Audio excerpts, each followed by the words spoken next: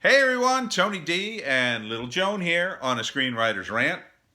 Today we have a commenter's request, as it were, fan request. Ergocinema asked me what I thought the stories will be post-virus and how that will impact things. I've shot this video like 3 or 4 times for some reason, although this is the first one with Little Joan, so this one will be good. Here's what I think. Smash like and subscribe. Thank you for smash liking and subscribing. Please check out my books, Wokastand Novel and The Pineys. Ebook, trade, paperback, Kindle Unlimited is free at Amazon.com and the Webcomic Factory at thewebcomicfactory.com. Now, what I think is, what you're going to see is a lot of creatives are empathetic, because as creative people, we think about the world and we're impacted by it more than, the sensitive artist meme or trope. We're sensitive, right? So I was freaking out about the virus at the beginning of the year when it was early on, before it ever reached the United States. Back in, I think, December, I started reading about it and started going, ooh, should I wear a mask? And I think, did I start wearing a mask in December? I may have. I definitely was wearing one by January. And so it impacted me. And then I got laid off. And for the first 3 weeks, I still wrote, but I couldn't write a lot. And I struggled. And that's abnormal for me. As people who know me and know my work habits, I'm pretty prolific. I'm often writing thousands of words. But I was a little caught up in the virus, a little caught up in my day gig, and just getting ready to go on my own little mini book tour of South Jersey, which I was trying to formulate in my head, and I started booking things. And then the virus happened.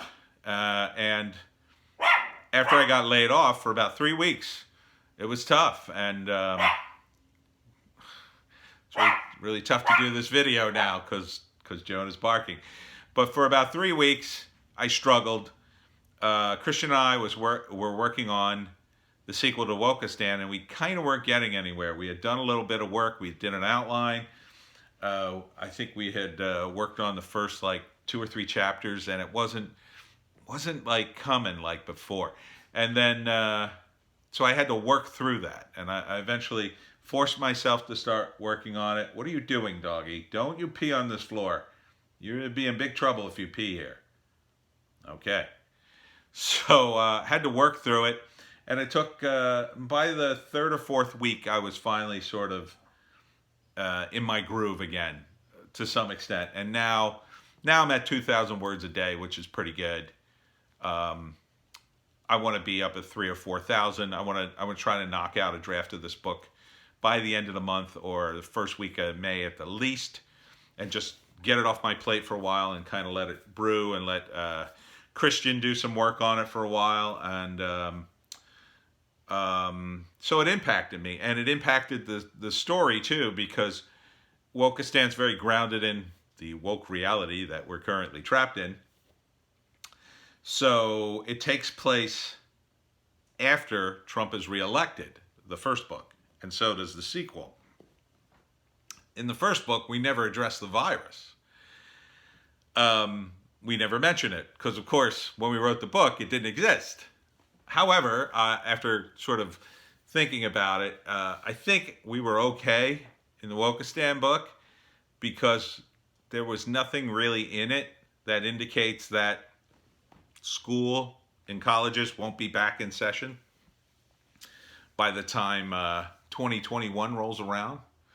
So I think people probably will be wearing face masks during the flu season, but beyond that, I don't think there's really a problem, from that standpoint. And it would be really easy to fix if there was, right? You could go in and say, well, there was a virus the year before, so you would throw in, mention a few face masks, or, this person's grandparent died or whatever. For the sequel to Wokastand, it's actually important that we mention the virus somewhat because it's about the entertainment industry, and that would obviously be greatly impacted. Hello, little dog, you're back. The entertainment industry would be impacted. So we had to start putting a little more of that in. But I think you'll probably see a bit of a difference when you read the two books, because obviously the second book is going to have all kinds of, well, I shouldn't say all kinds, but some references to it. So there's an influence there. There's an impact. And of course, now that we know what happened further downstream, this book about the future, we have to sort of make adjustments and put stuff in that will make sense in the context of a very grounded reality that should be very close to our own.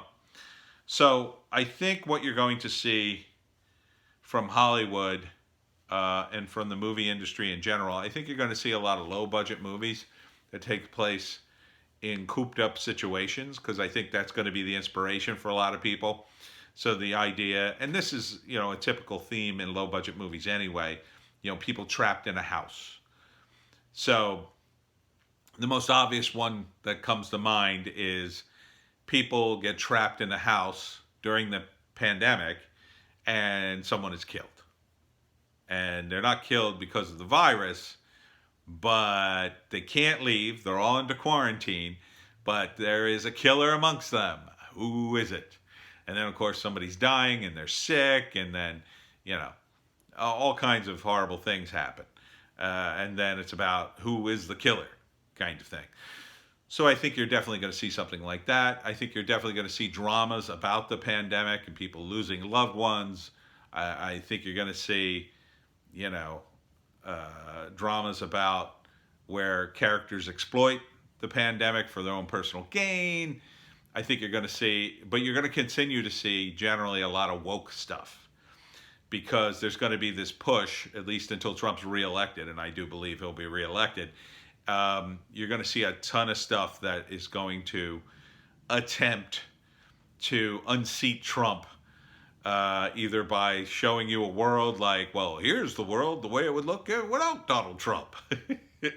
And here's why re-electing Donald Trump is so terrible and we're all going to die. So we're going to see, they're basically propaganda films when you get right down to it. Then post-Trump, I think, is where you're going to see the biggest impact in the movies. I don't know if the pandemic is going to be that bad. Now, from a purely production standpoint, Hollywood has been for a while on sound stages recreating almost everything on green screen forever. And in fact, there was a recent article in The Mandalorian about I think somebody posted the link to it. I want to say, was it Ergocinema or someone else? I don't remember. Somebody posted a link which showed the studio where they're shooting The Mandalorian, and it's like a 360-degree view. So they can swing the camera around anywhere, and it basically looks like they're outside, but they're inside and in a controlled environment. So what I see is the studios will probably spend some money, and rather than have everybody mask up and come in and out of the place, they'll have some sort of system in place that will sterilize the sound stage to a great degree. They'll have like an air scrubber, like one of these hospitals. These hospitals have these air scrubbers where everything sort of gets sucked in, the viruses. I think they'll do that with a soundstage, and they'll have testing and you'll have to walk in like it's a space station. You'll be disinfected. In order to get in, you have to go through the thing, and it sprays on you, and you'll have to only wear certain clothes, or maybe you'll even have to change your clothes if you're like a crew member or a craft services person, one of those people. You have to come in and change your clothes or put on the equivalent of a work hazmat suit. And then that way, everybody on the lot who's working is decontaminated to a large degree. And they'll wear a mask unless they're, an actor who are acting. And, and people will continue to social distance. I think, though, a lot of it will just be completely ignored over the next 2 to 3 years. Within 3 years, people will be remembering this era, and it'll be over. It might even happen by the end of the summer, quite frankly, because I think people, you're just not going to be able to get them to do it. I think they're just going to say, F this, I don't want to wear this. And I think to some extent you want to see that, because I don't think we want to live in a world where we have to wear a mask every day when we go outside and meet people. I don't think we want to live in a world where we can't go to concerts or baseball games or anything like that. So I think a lot of this will be over and we're going back to normalcy soon. However, I do think, and you should check out The Fourth Age, RJ's video today. It's very much ties into this in terms of the woke culture stuff. He's talking about Marvel Comics and the comic book industry in general. And his point is they're never going to stop the wokeness. They're doubling down on it until there's nothing left, until they're basically not making any money. There's no reason for them to change course until the entire studio changes course. And the entire studio is not just the comics, it's not just the movies, it's not just the TV shows. It's everything, including the parks and merchandise, which is where all the real money comes from. So they're going to squeeze every last dollar out of this wokeness. And the people who are pushing the wokeness, they're going to scream, oh no, it's not our ideology that's the problem. You're a bigot. The problem was this virus. Everything was going swimmingly. They'll just rewrite history and say, no. Everything was going great. Everything was going great. Everything was up. No. It's the virus that did this. It's not the fact that, everybody's online screaming that they hate this stuff. No. It is the virus that killed everything. So really, unfortunately, the Hollywood wokeness is getting a reprieve. And we can see that in the latest announcements from Star Wars, the fact that Kathleen Kennedy even still has a job, the fact that Marvel just keeps chugging along. As RJ points out, they don't really need to sell any comics. I think they may at some point just start giving them away. Sorry, we're running low on battery here. I think they may actually give away the comics in order to get their subscription base up and say how, we've got, we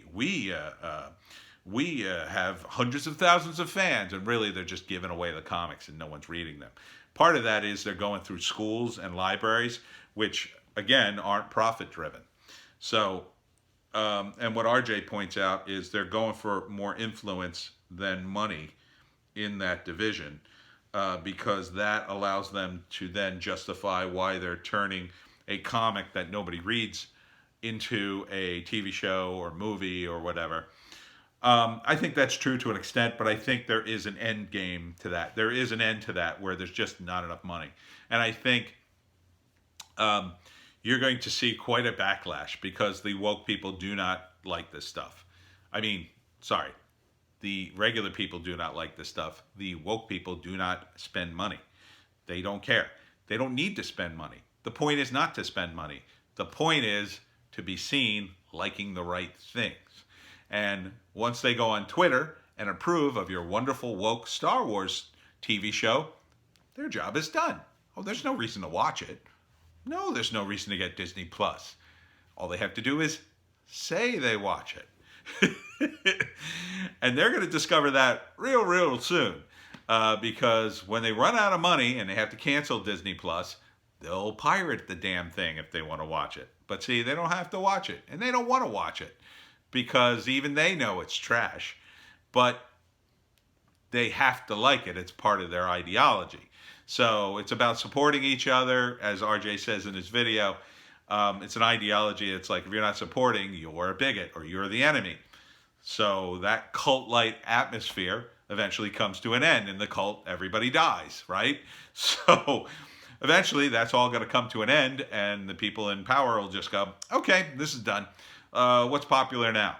We haven't seen that yet. So there's going to be a phenomenon, and that's going to be the new thing. Can't tell you what it is. I wish I knew. I think there's also going to be a merging of formats because everything's collapsing into the internet. So if I had to do The Pineys as a TV show, The way I would do it is I would do a season of TV show, season finale would be a movie. So it'd be episodes, like 10 episodes, movie. Another 10 episodes, movie. And that would be a way to squeeze the money out of television show and movie. So you gear up for a season that builds to the movie. And then you are selling that movie based on your fans for the TV show. The TV show is more like a Netflix, like that's part of the subscription. But then when the movie comes out, then you have to pay a little more for that, which is fine for people because they like the series and they want to know what happens.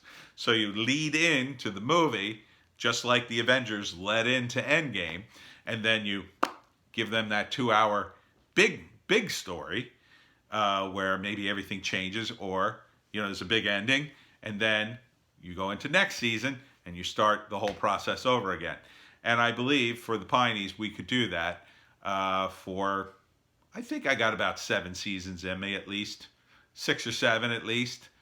I'm only on I got to start the 7th book at some point. I got to finish the 6th book. I'm about 7 pages short, but I think I could do 7 seasons of 10 episodes each, about that, maybe even 100. I might be able to do a Rick and Morty, maybe. It's a lot of material there for me, and I love the Pineys. So I think if you're trying to find the trend, don't bother. Do what you love. Do with what you know, what in your heart's fun and cool, and and that your enthusiasm hopefully will come off in your work, and that will translate into people liking it. If you like it, other people will like it too. You have to love it in your heart, or else, if you're just doing it for money, that's a cynical, horrible thing to do. That's not the way to write a story. It's not the way to work on a screenplay. You can get a screenplay done that way, but it's not going to be the same. You need to really love it to have a successful creative endeavor, I think. So I think the movie industry, as a whole, is done. You're not going to see movie theaters. They're not going to be the same. They're changing. And the virus has, increased that change. It's going to be more rapid than it would have been. But you're going to see a demise in the movie theaters. You're going to see a lean towards more experiences. I think what you might see is maybe Disney opening up a chain of experiences. Some kind of experience where you don't just go and see a movie, but maybe you see something that's part movie and part live action. Not sure. Some kind of franchise, Disney park, if you will. Maybe some way to franchise out the Star Wars live action show into the general public, and so they take over these old movie theaters and then stage things there, hire local actors, let local people worry about the headaches, have it all mapped out for them, and charge people an insane boatload of money to go see your Star Wars characters. Mix it up with the Ewoks and bring your kids, and sell them popcorns and T-shirts and all that crap. I think, though, there is an end point of this where it's just not going to be sellable. So imagine a world where everybody hates Star Wars, hates the Marvel characters, just hates them. They see them and go, ugh. I think we're approaching that, and I think that moment is the one thing these guys never see. As long as they're making money, they just don't see it. And by the time they see it, it's too late. So unless the phenomenon happens ahead of time and it's so overwhelming that we got to abandon that Star Wars to go get this phenomenon, it's the only thing anybody's looking at, I think they'll run it into the ground. But that's okay. They will have made their money, and they would have fired mostly everyone by that time. And then I think, the woke crowd will be done, and people will remember. And I think the next trend probably will be anti-woke, some kind of anti-woke thing. Something, I shouldn't say anti-woke, it's going to be traditional. It's going to be more traditional. It's going to be steeped in traditional stuff. Kanye West, he did his whole Jesus album, and that was ballsy. That's a guy that's out on the edge of the culture and the new. So it's going to be something like that. Something like You know, when you hear it, like, he's doing a whole album dedicated to Jesus? That's so crazy. Why would he do that? But at the same time, it's intriguing, right? No one's doing that now. So that's what you're looking for, you know, for the trends. But for your stories, you know, don't pay attention to the trends. Do what you love, write what you love, and you know, follow the 3-act structure, and keep your eye on this new media because it's changing. Internet is changing everything. Everything's collapsing into the internet. Everything.